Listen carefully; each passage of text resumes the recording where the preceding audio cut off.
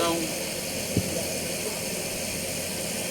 रुद्रेश्वर धाम की धरा को प्रणाम करता हूँ, रुद्रेश्वर नाथ जी को प्रणाम करता हूँ।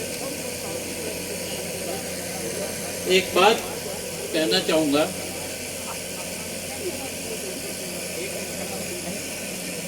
आज डॉक्टर रोशन उपाध्याय पितरों पर कुछ चर्चा करेंगे। पितरों का ये पक्ष का क्या महत्व है, उस पर चर्चा होगी। मैं सबसे निवेदन करता हूँ कि उसे बहुत अच्छे तरीके से ग्रहण करने की कोशिश करेंगे। मेरी कोई मंशा इस मंच को सजा लेने का ये नहीं है कि मैं कोई बहुत बड़ा नेता या बहुत बड़ा आदमी बन जाऊँ। सिर्फ ये मंशा है कि मेरे अंदर इंसानियत पैदा हो और सबके अंदर इंसानियत पैदा हो, ये मेरा मकसद है। मैं कुछ बात बोल के अपनी वाणी को विराम दूंगा और अपने अनुज डॉक्टर रोशन उपाध्याय से पितरों के बारे में चर्चा करने के लिए निवेदन करूंगा। हर आदमी संपत्ति मांगता है, हर आदमी चाहता है कि मेरा पुत्र हो। किसी को मैं ये नहीं सुना कि मेरी पुत्री हो। अगर जो कहता है मेरा पुत्र हो, मैं छोटा एक अकिंचन व्यक्ति एक बात कहता हूँ कि भगवान से वो ये मांगे कि मेरा भरत जैसा पुत्र हो, भरत जैसी उसकी भावना हो। विगत दिनों आपके बाजू में वृद्धाश्रम है। आज से ठीक 15-20 दिन पहले एक वृद्ध व्यक्ति की मृत्यु हुई। परिजन आए परंतु वो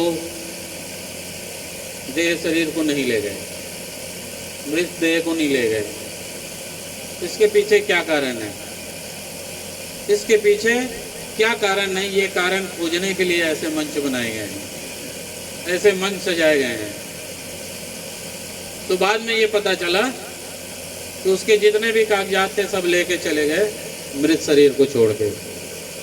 मेरा परम सौभाग्य, मेरे समिति का परम सौभाग्य कि ऐसे वृद्ध जन का अंतिम संस्कार करने का अवसर हमें प्राप्त हुआ।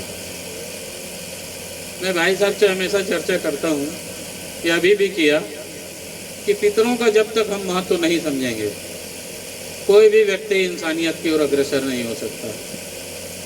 इसलिए मैं ये कहता हूँ कि जब पितर के बारे में कोई कुछ भी व्यक्ति बोल रहा हो, उसके ध्यान से सुनना चाहिए। और मैं ये मानता हूँ कि आपके माता पिता या कोई भी पितर, दादा दादा नाना नानी जिंदा है, आपकी जिम्मेदारी तो है ही उनकी सेवा करने की।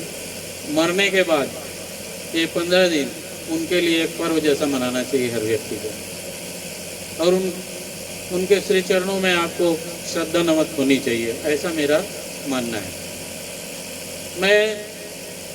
हम तो अजीब स्थिति देखे हैं, गोस्वामी सर अभी आपको बताए कि 40 ऐसी अस्थियां 2004 के पहले से रखी हुई है, 40 ऐसी अस्थियां जिसका आज भी विसर्जन नहीं हो पाया है। दैनिक भास्कर समाचार पत्र में वो समाचार प्रकाशित हुआ। हमारी समिति ने दुर्ग नगर निगम में आवेदन लगाया कि ऐसे 40 अस्थियां जो विगत 20 वर्षों से पड़ी है वो हमें विसर्जन के लिए दे दी जाए। धमतरी के महापौर श्री विजय देवांगन इस कार्य में हमारा बहुत सहयोग किए, उनको भी इस मंच से साधुवाद देता हूँ।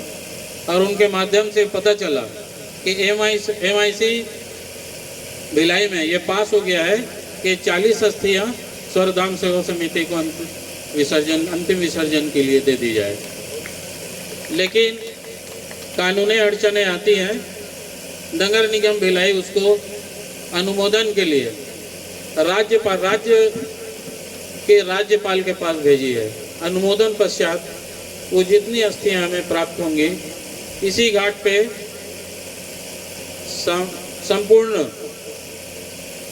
हिंदू रीति रिवाज से उनका अंतिम विसर्जन किया जाना है। ये संस्था के लिए प्रस्तावित है। इसमें आपके सहयोग की आवश्यकता है। सबसे अपील करता हूँ कि समाचार के पत्र के माध्यम से, इलेक्ट्रॉनिक माध्यम के, मीडिया के माध्यम से ये जानकारियाँ जिस दिन विसर्जन होगी सबको आपको दिया जाएगा। मैं तो चाहता हूँ कि हर व्यक्ति ऐसे विसर्जन में सम्मिलित हों और पुण्य में भागी रहें।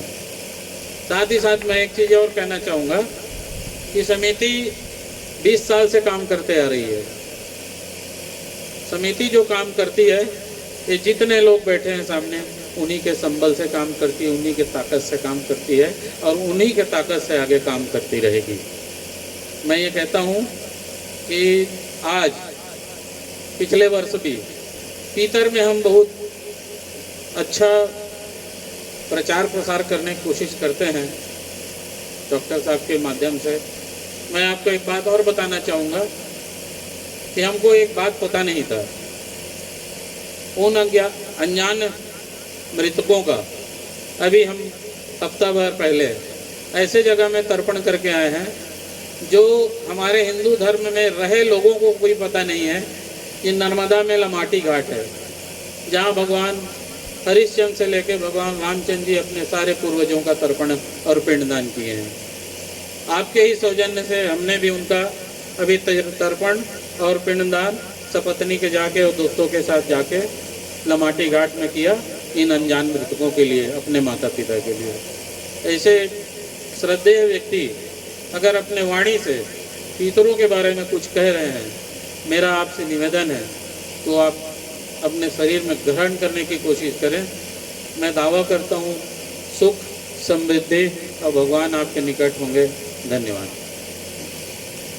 मैं मंच अपने अनुज डॉक्टर रोशन उपाध्याय को समर्पित करता हूँ और निवेदन करता हूँ कि ऐसी भावना लोगों के मन में डालें कि उनके पितरों के प्रति उनकी अथाह श्रद्धा, अथाह स्नेह उनके अंदर पैदा हो। धन्यवाद।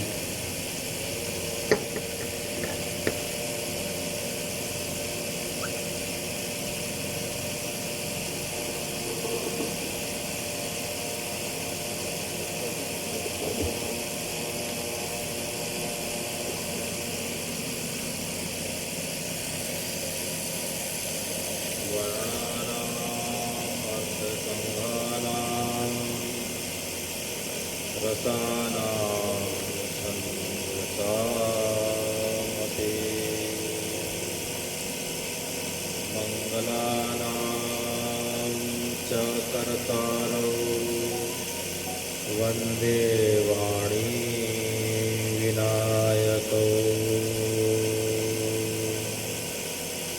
मूकं करोति वाचालं पंगुलं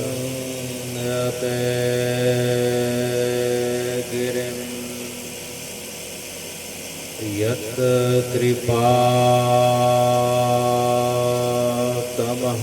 वन्दे परमानन्दमाधवम्।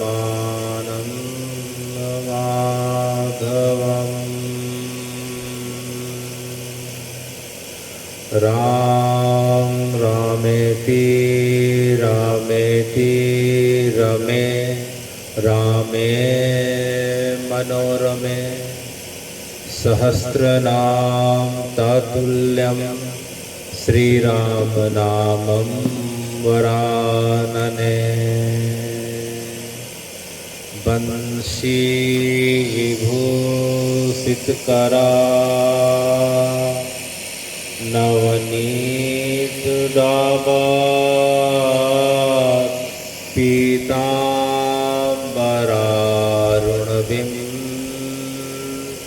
फलाधरोष्ठा पूर्णेन्दु सुंदर मुखारविंद नेत्रात् कृष्णा परं किमपि तत्त्वम् अहं न जाने। कृष्णा परं किमपि तत्त्वम् अहं न जाने।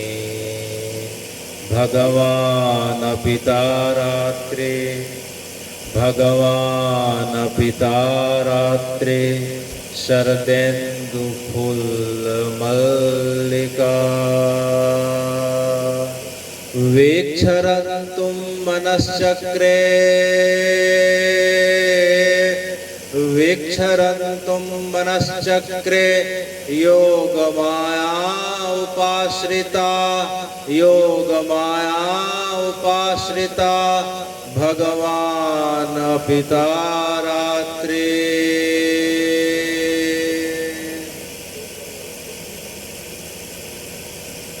हे भगवान, आज हम सब अश्वनी मास की इस अमावस्या के दिन श्री चित्रोत्पदा गंगा के पुलिन पर स्थित श्री रुद्रेश्वर महादेव की कृपा कटाक्ष करुणामय कृपा कटाक्ष के सानिध्य में हम सब एकत्र होकर आज, जबकि पितृपक्ष का अंतिम दिवस है, हम सब पितृपक्ष के बारे में कुछ जानने की और कुछ सुनने और समझने की इच्छा से एकत्र हुए हैं। तो आज के इस पवित्र अवसर पे मैं आप सबका पुनः आभार व्यक्त करते हुए आज की कथा को आरंभ करता हूँ। तो हे भगवान, यह पितृपक्ष क्या होता है? हम अनेकों अनेक वर्षों से इस जगह पे अमावस्या के दिन एकत्र होते आए हैं। तो यह पितृपक्ष होता क्या है?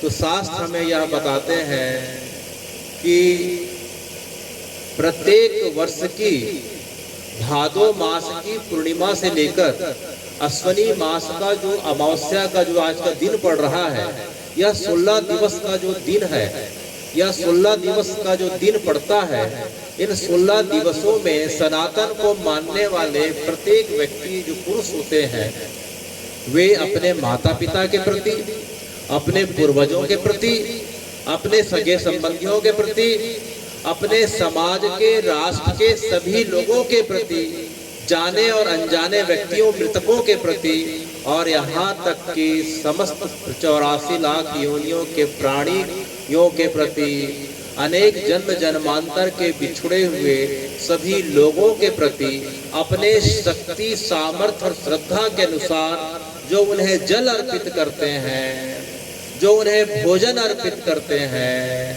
जो हवन के माध्यम से हवि अर्पित करते हैं, हे भगवान, यह कार्य जो है पार्वण का कार्य कहलाता है। और इन दिनों को हम जो है पितृ पक्ष कहते हैं।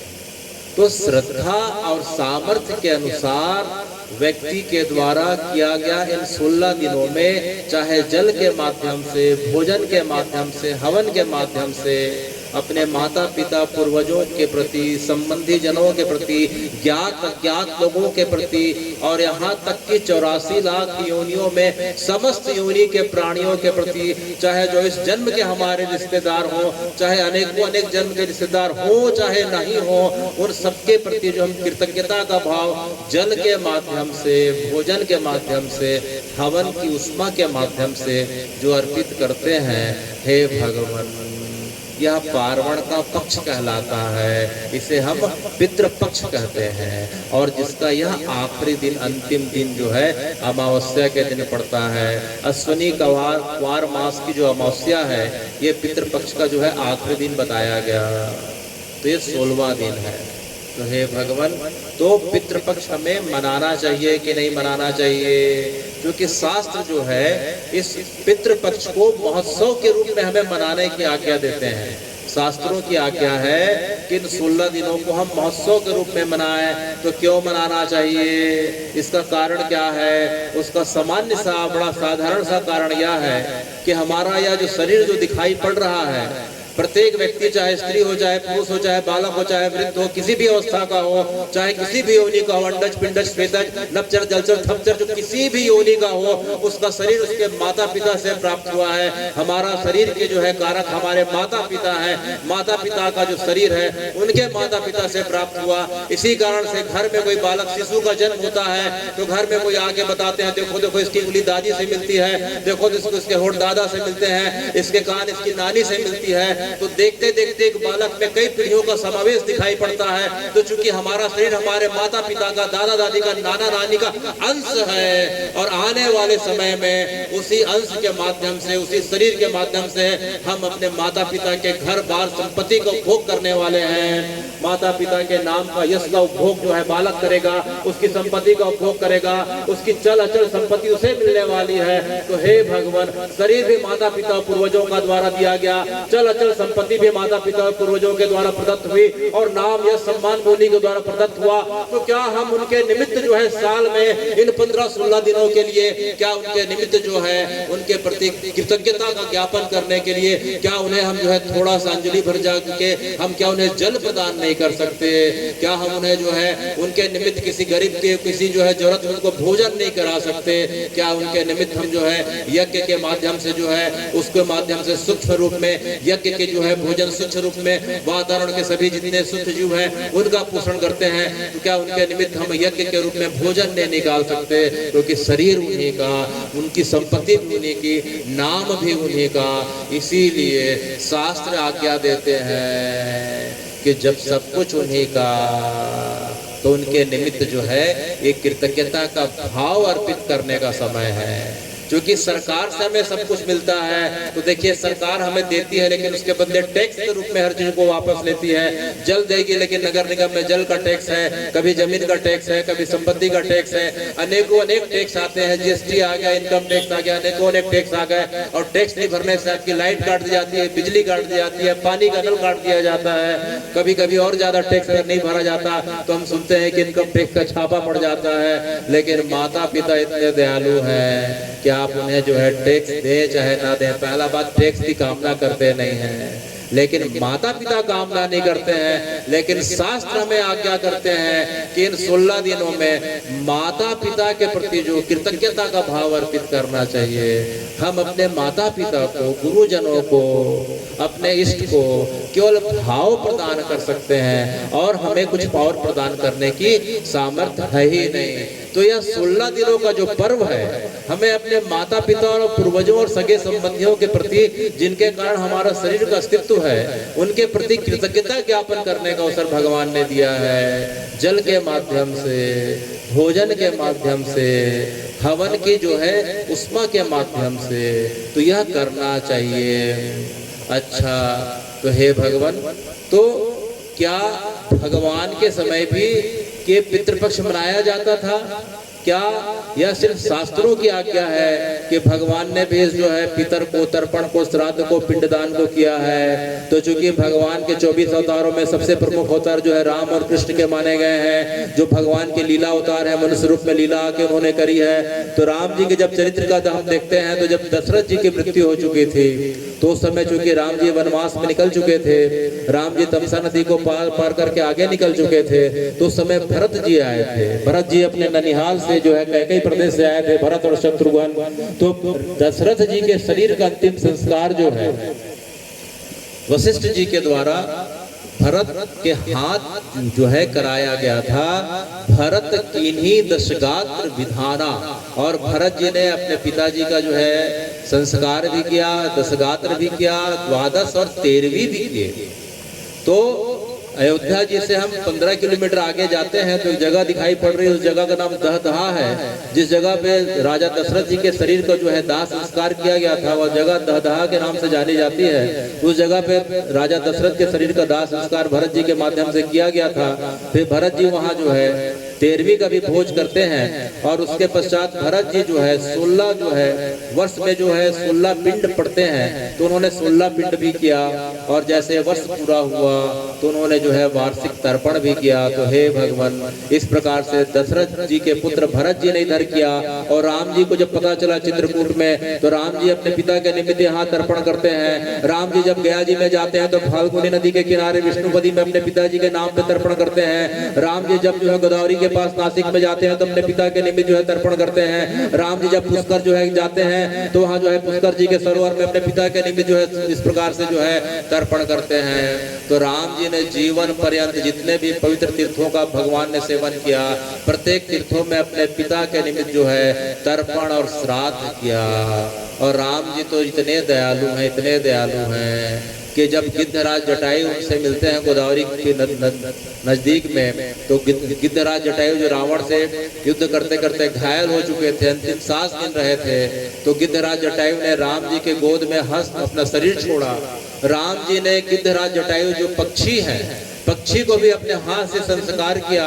और शास्त्र बताते हैं, रामचरितमानस में हम सुनते हैं कि राम जी ने जो है गिद्धराज जटायु का संस्कार करने के बाद उनके निमित्त भी तर्पण और पिंडदान किया।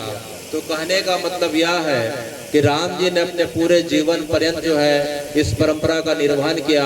और पशु पक्षियों के निमित्त भी हमें उपदेश दिया कि पशु पक्षी हो, चाहे इस 84 लाख योनि में कोई भी हो, सबके निमित्त हमें जो है पिंडदान तर्पण करना चाहिए। और उसके बाद जब त्रेता के बाद जब द्वापर आता है, तो द्वापर में जब वही राम जब कृष्ण बन के आते हैं, तो हे भगवान, जब पूरे यदुवंशियों का शरीर छूट गया था, भाल का क्षेत्र सोमनाथ में सभी यदुवंशी आपस में लड़के अपना शरीर छोड़ दिए थे, तो भगवान उन सभी के अस्थियों का संस्कार करने के पश्चात द्वारका जी से 30 किलोमीटर दूरी एक जगह दिखाई पड़ रही है, उस जगह को हम पिंडारा कहते हैं। तो भगवान ने सभी के अस्थियों का संस्कार और श्राद्ध और तर्पण इसी जगह पे किया। तब से लेके आज तक वह जगह जो है पिंडारा क्षेत्र के नाम से जानी जाती है। वह द्वारका से 30 किलोमीटर की दूरी पे है। भगवान अपना शरीर छोड़ने के पूरे यदुवंशियों का अपने हाथों से संस्कार, तर्पण और पिंडदान करते हैं। इसके पश्चात जो है महाभारत का युद्ध जब पूरा हो चुका था, तो जो है दोनों युद्ध में अनेक असंख्य योद्धा मारे गए,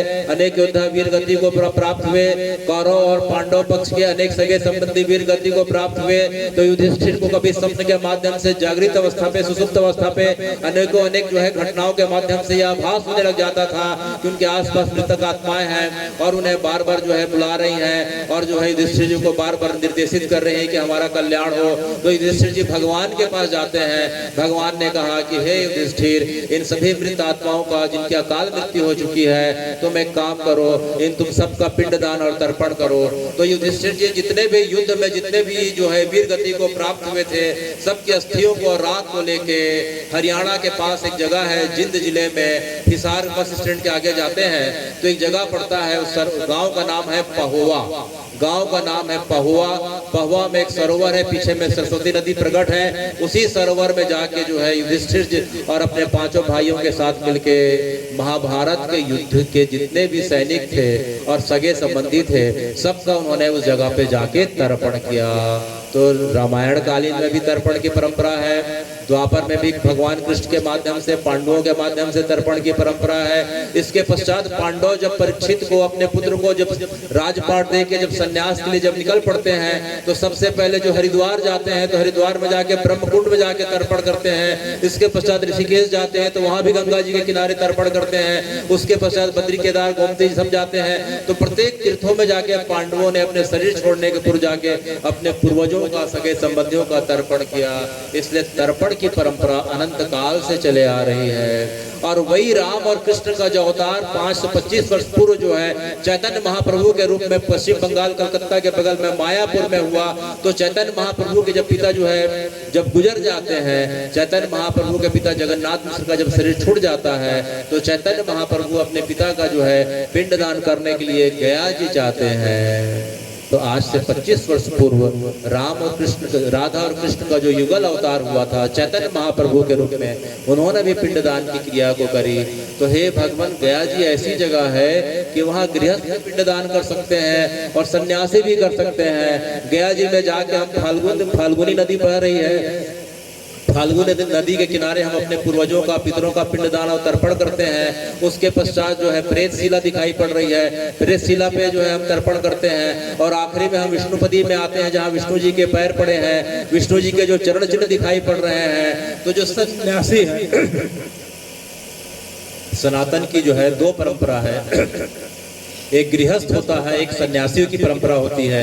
सन्यासी में भी दो परंपरा होती है, एक दंडधारी सन्यासी होते हैं, एक परमहंसी सन्यासी होते हैं। दंडधारी सन्यासी के हाथ में हमेशा दंड रहता है। तो दंडधारी सन्यासी अगर जो है अपने पितरों का तर्पण करना चाहे तो गया जी में जाके फाल्गुनी नदी में स्नान करके इस जो है विष्णुपदी में अपने दंड का स्पर्श कराते हैं। तो उनके दंड का स्पर्श कराने मात्र से ही जो है उनके 7 पीढ़ियों का उद्धार हो जाता है। और जो परमहंस सन्यासी हैं, जिनके हाथ में जो है दंड नहीं होता लेकिन वे ब्रह्मचारी रहते हैं, वे इस जो है विष्णुपदी में जाने के पश्चात जो है भगवान के पवित्र नाम का जो है उच्चारण करते करते अपने दाहिने हाथ को जो है विष्णुपदी से स्पर्श कराते हैं। तो उनके जो है अनेकों अनेक पीढ़ियों का जो है इस प्रकार से उद्धार हो जाता है। तो यह सन्यास की परंपरा हो चाहे गृहस्थ की परंपरा हो, दोनों की परंपरा में भगवान जो है हमें कुल मिला के श्राद्ध, तर्पण और पिंडदान करने की आज्ञा देते हैं। इसी कारण से सनातन में जो है पुत्र होना बताया गया है। सनातन में जो है पुत्र होना, पुत्र का मतलब होता क्या है? पुत्र और पुत्री का उल्लेख आता है। बेटा और बेटी सनातन का शब्द नहीं है, लड़का और लड़की सनातन का शब्द नहीं है, बच्चा और बच्ची सनातन का शब्द नहीं है। सनातन के शब्द में जो है आते हैं तो संतान अगर लड़का या लड़की के रूप में होते हैं तो उसे पुत्र या पुत्री के नाम से जाना जाता है। तो हे भगवान, पुत्र किसे कहते हैं? तो पुत्र उसे कहते हैं, शास्त्र बोलते हैं कि जो जीते जी जो अपने माता पिता और अपने जो है बड़ों का श्रद्धा के साथ सम्मान करता हो। जीते जी अपने माता पिता बड़े बुजुर्गों का जो है श्रद्धा के साथ जो सम्मान करे पहला, और उनका शरीर छूटने के पश्चात शास्त्र विधि के अनुसार जो है संस्कार करे, दशगात्र करे, 13वीं करे, 16 पिंड करे, फिर वार्षिक आने पे वार्षिक श्राद्ध करे और गया जी में जाके तर्पण करे। और अपने सामर्थ्य और श्रद्धा के अनुसार अपने जो है लोगों को, गरीब लोगों को, असहाय निर्जन लोगों को और इन पशु पक्षी योनियों में जितने भी लोग हैं अपने सामर्थ्य के हिसाब से उनका जो है भोजन करा के उन्हें संतुष्ट करे। उन्हें जो है पुत्र की संज्ञा दी गई है। तो हे भगवान, तो लड़का या लड़की किसे कहते हैं? जो पिता की संपत्ति के लिए लड़ाई करता हो लड़का, या जो बंटवारा मांगता हुआ बेटा। लेकिन परंपरा में जो है पुत्र का उल्लेख आता है। और दूसरा यह आता है कि जो अपने माता पिता को पुंस नामक नरक से जो है रक्षा करे वह पुत्र कहलाता है। तो इस प्रकार से हे भगवान, यह सन्यास की परंपरा हो चाहे गृहस्थ की परंपरा हो, हमें तर्पण करना चाहिए, तर्पण करना चाहिए। तो यह तर्पण की और पिंडदान और श्राद्ध की महिमा क्या है?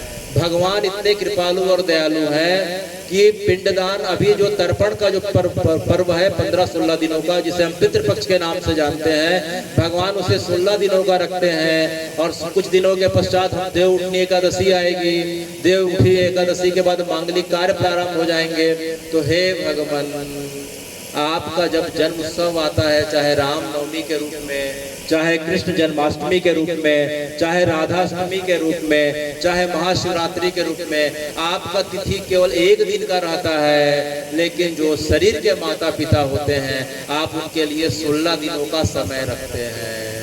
ये भगवान जो है शरीर के माता पिता के प्रति इतना भाव रखते हैं कि अपने लिए केवल 1 दिन का रख रहे हैं, लेकिन शरीर के माता पिता के लिए श्रद्धा और जो है इस प्रकार से ज्ञापित करने के लिए 16 दिनों का समय रख रहे हैं। तो भगवान का स्पष्ट मानना है कि जो अपने पितरों का, माता पिता का पक्ष लेता है, भगवान भी उसका पक्ष लेते हैं। जो अपने माता पिता या पितरों का पक्ष नहीं लेता तो कितना भी सिर पटक ले भगवान के दरवाजे पे, भगवान उसका पक्ष ले ही नहीं नहीं सकते, इसलिए भगवान अपने लिए एक तिथि रखते हैं और पितरों के लिए भगवान 16 दिनों का समय रखते हैं। भगवान का मांगलिक कार्य प्रारंभ होने के पहले पितर पक्ष आता है, उसके बाद जो है भगवान का मांगलिक कार्य देव उठनी एकादशी के बाद आएगा।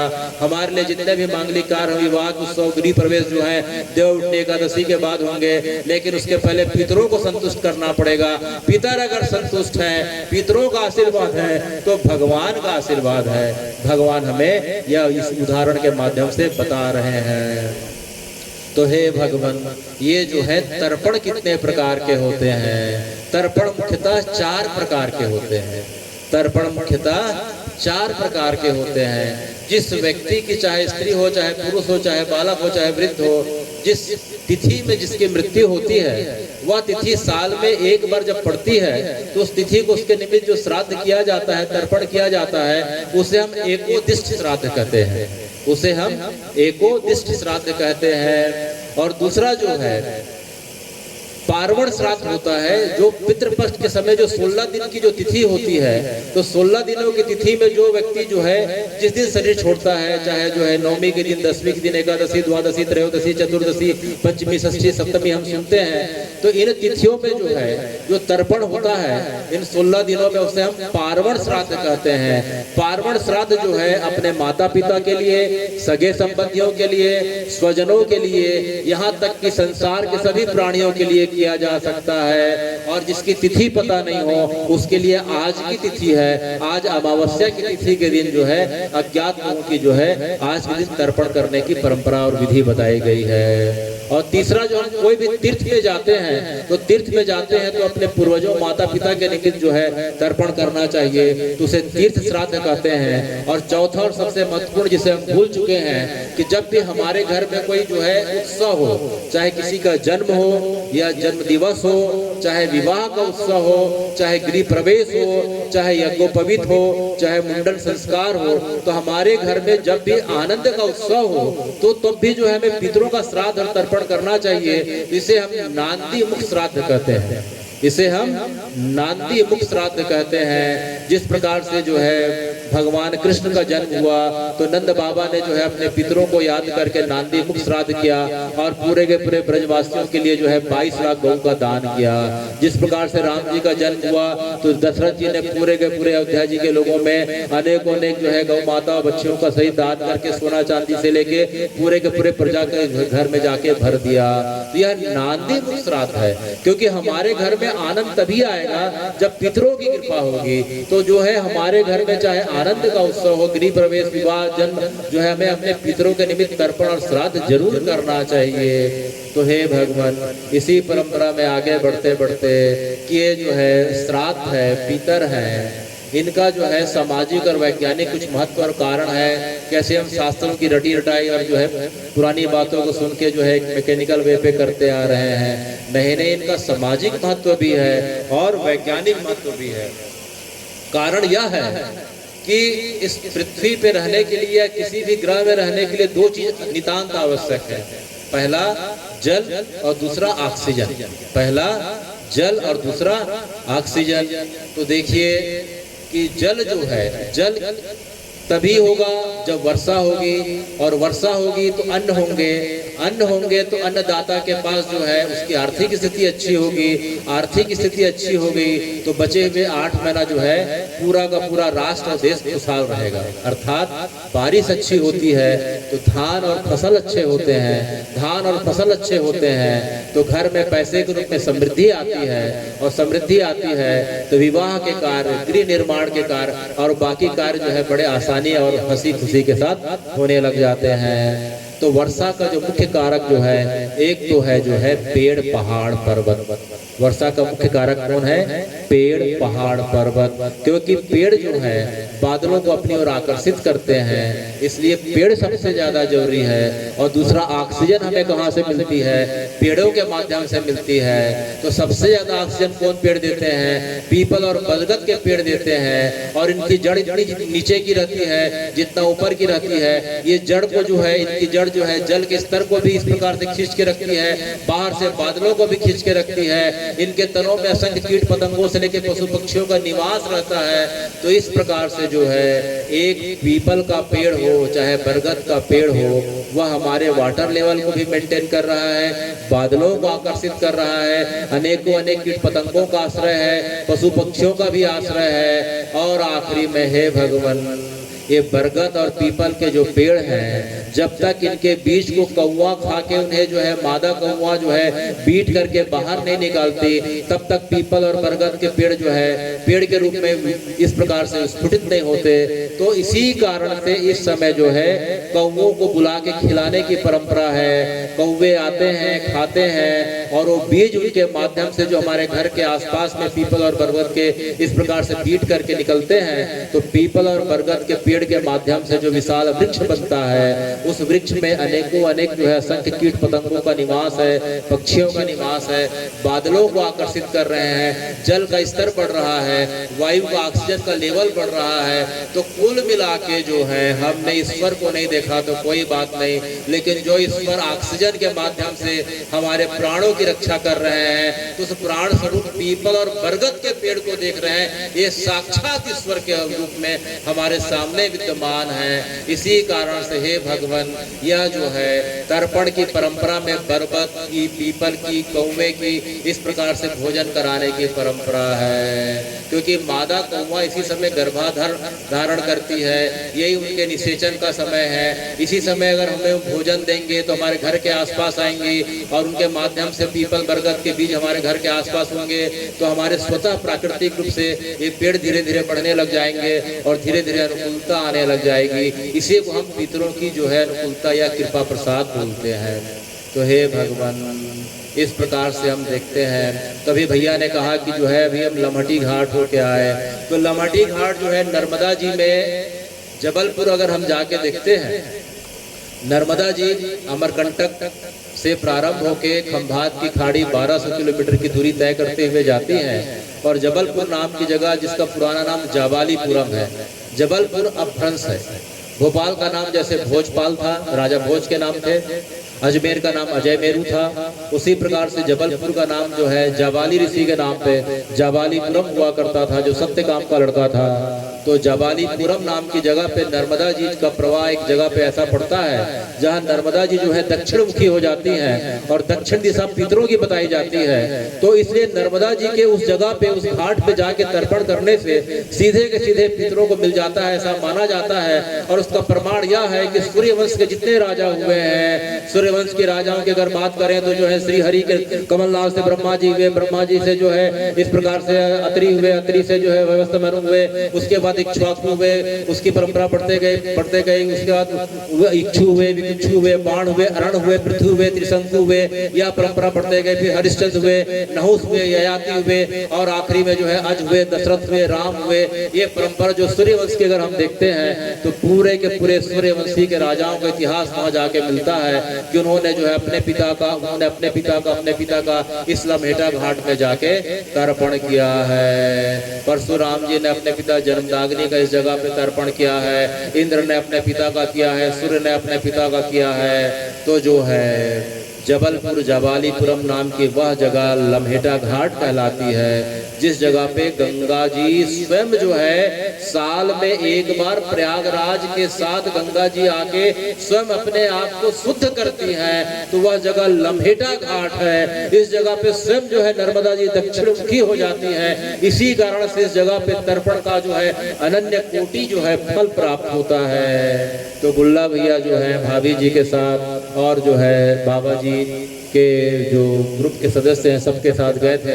मैं उनका बड़ा साधुवाद ज्ञापित करता हूं कि वे अनजान और जितने भी मृतक लाशों और जितने उनके जो है तर्पण के लिए आपने वहां जाके किया और उन्हें जो है सदगति मिली, इसलिए मैं आपका और आपकी पूरी टीम का जो है बड़ा धन्यवाद देता हूं। और अब कथा के अंतिम पड़ाव में हे भगवान, क्या गीता जी में जो है मृत्यु के बारे में या तर्पण के बारे में लिखा है? क्या जो है शास्त्रों की बात ऐसी बोली बुलाई हम सुनते आ रहे हैं? तो गीता जी में भगवान ने जो है अपने पहले और दूसरे अध्याय में और 10वें अध्याय में निश्चित रूप से जो है अर्जुन को बताया है। सबसे पहले तो अर्जुन को बताया है और अर्जुन के माध्यम से हमें बता रहे हैं कि हम जितने यहाँ लोग बैठे हुए हैं, चाहे स्त्री हो, चाहे पुरुष हो, चाहे बाल हो, चाहे वृद्ध हो, चाहे किसी भी योनि के जो भी हो, जितने भी लोग बैठे हैं वे भविष्य की जो है लाशें हैं। हमारी जो है भविष्य में जो है मृत्यु निश्चित है। यहाँ जितने लोग बैठे हैं कुछ सालों में सबको पितर बनना निश्चित है। सब कुछ सालों में जो है सबकी जो है शरीर का जो है इसी जगह बगल में घाट में जो है संस्कार होना निश्चित है।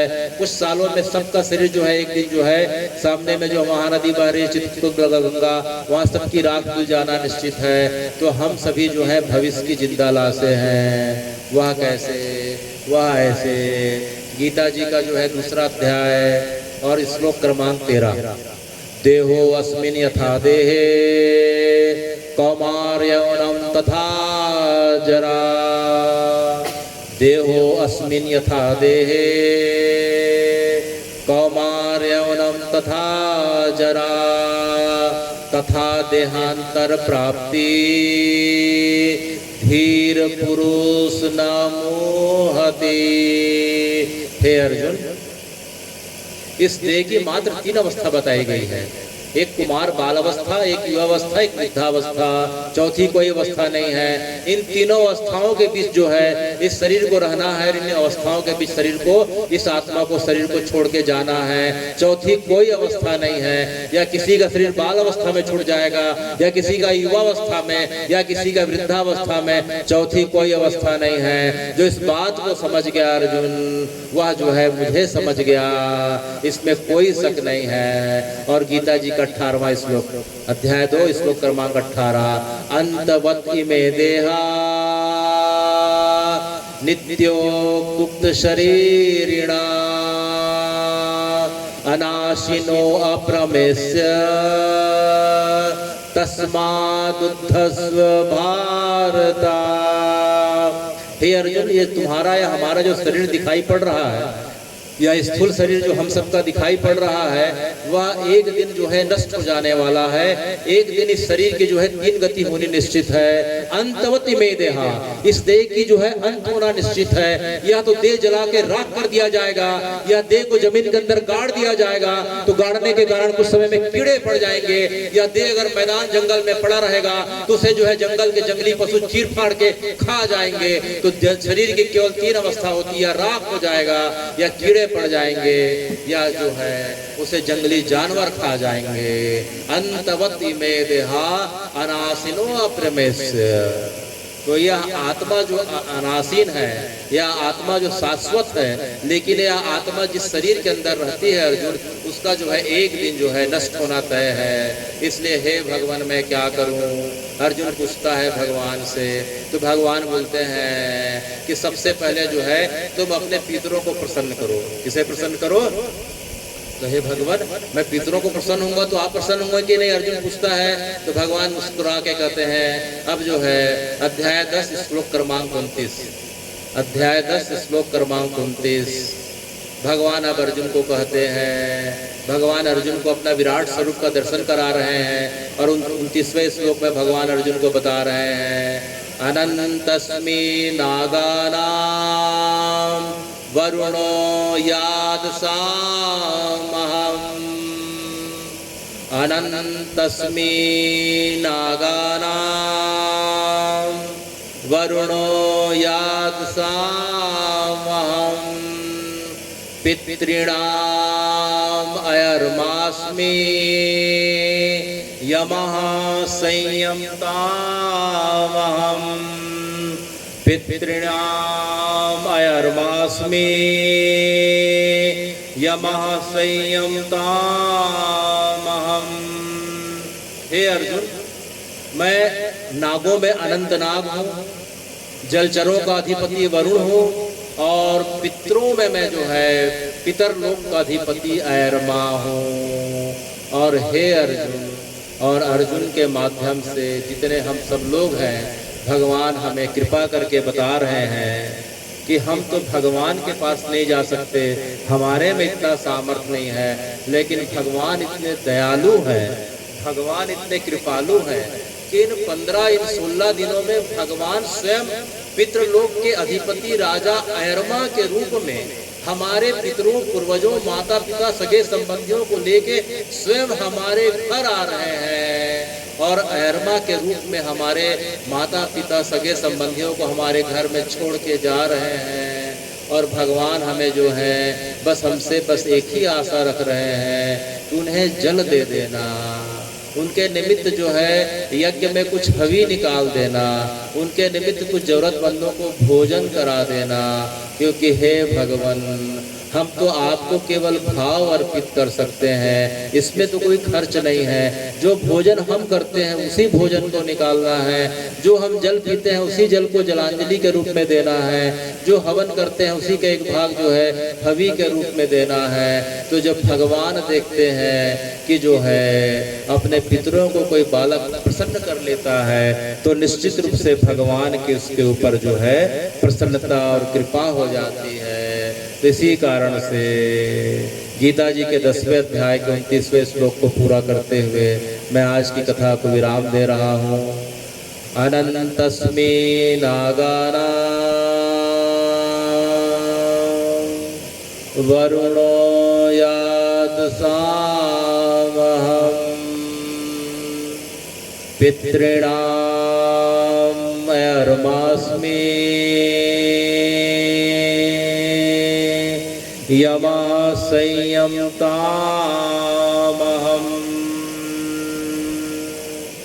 और अंत में मैं गुल्ला भैया जी को, जो मेरे अग्रज हैं, जिनका सानिध्य और मार्गदर्शन धमतरी में मुझे 24 वर्षों से निरंतर, चाहे दिन हो चाहे रात हो, मैं चाहे धमतरी में हो चाहे बाहर हो, हर समय मुझे प्राप्त होता आया है आशीर्वाद के रूप में।